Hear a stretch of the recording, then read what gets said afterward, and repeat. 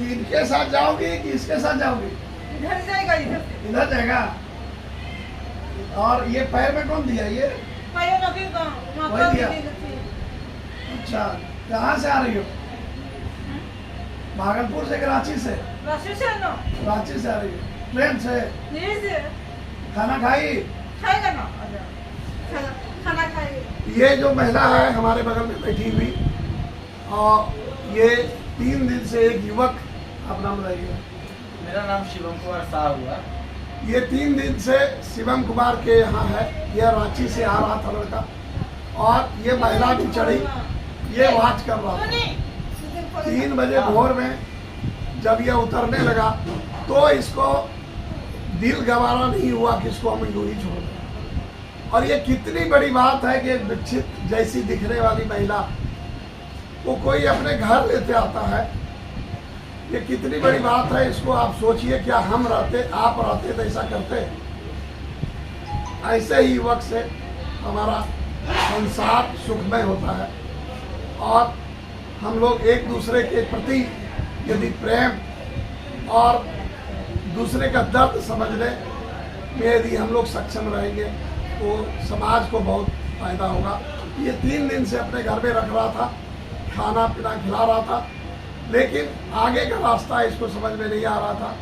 इसने हमारे बारे में जान रखा था, तो हमारे पास लाया, और मैंने भिक्षा निवारण केंद्र रंगूचक में बिहार सरकार के द्वारा चलाया जा रहा है, वहाँ फ़ोन किया, और वहाँ से प्रियंका जी अब आई हैं, और उम्मीद है कि इनके लिए एक सुखमय भरा जीवन जो है वो रहेगा। ये हमको रांची स्टेशन पे नानी घर आने के क्रम में मिली है, और मतलब रांची स्टेशन पे हमने इसको वॉच किया। दिव्यांग जन वाला बोगी में हम चढ़े हुए थे, और ये भी चढ़ी है, और ये बैठ गई है प्रॉपर वे में। उसके बाद ये वहाँ से इधर आई है।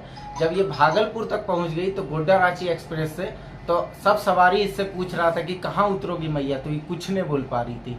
तब फिर ये भागलपुर स्टेशन में जैसे हम उतरे ही हमारे पीछे उतर गई। उतरने के बाद फिर हम देखें इसको कि ओवर ब्रिज तक आ गई। फिर हम सोचने लगे कि क्या करें, 3 बजे रात का समय है, अब हम क्या करें। क्योंकि मेरा घर हुआ मंदरोजा चौक, तो घर के नज़दीक ही है, तो हम सोचे कि पहले एक बार मोहल्ले में ले जाते हैं, उसके बाद क्या होगा नहीं होगा वो आगे भगवान जानेगा। तो उसके बाद फिर इनको यहाँ तक ले मंदरोजा के पास ले आए। मेरे घर वाला भी थोड़ा गुस्साने लगा। उसके बाद फिर इसका जो ये आराम से रही, इसमें कोई पागलपना वाला कोई हरकत नहीं है, ये बिल्कुल ठीक है। बस ये क्या है कि घर का एड्रेस नहीं बता पा रही है, जिसके कारण से हम इसको इसके घर तक नहीं पहुंचा पा रहे हैं।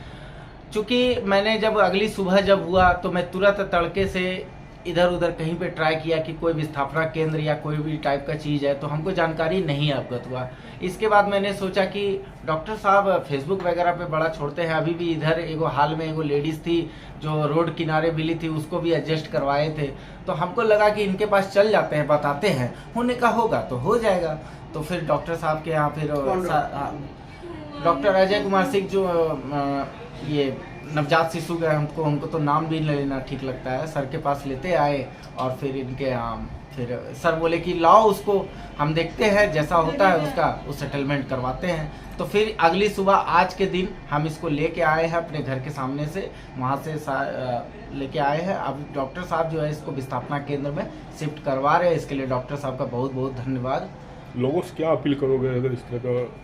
देखिए सर, लोगों से यही अपील करना चाहेंगे सर कि इस अवस्था में जो भी व्यक्ति मिले उसको आप स्वीकार कर लीजिए। स्वीकार करने का मतलब ये है कि छोटी सी बात बोलना चाहेंगे सर, मरने का होता सर ये लेडीज कब का मर गई होती, क्योंकि इसके पैर, हाथ, गोड़, शरीर में इतना मार का निशान है, इसका हाथ भी टेढ़ा है।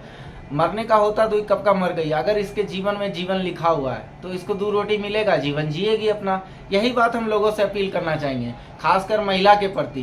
कोई भी महिला विस्थापित मिले उसको आप तुरंत के तुरंत चाइल्ड लाइन, हेल्पलाइन, विस्थापना केंद्र, चाहे जहाँ भी आपको ठीक लगे वहाँ पे कांटेक्ट बना के उसको वहाँ पे सेटल करवाने का अपील, यही लोगों से अपील करेंगे। बाकी धन्यवाद।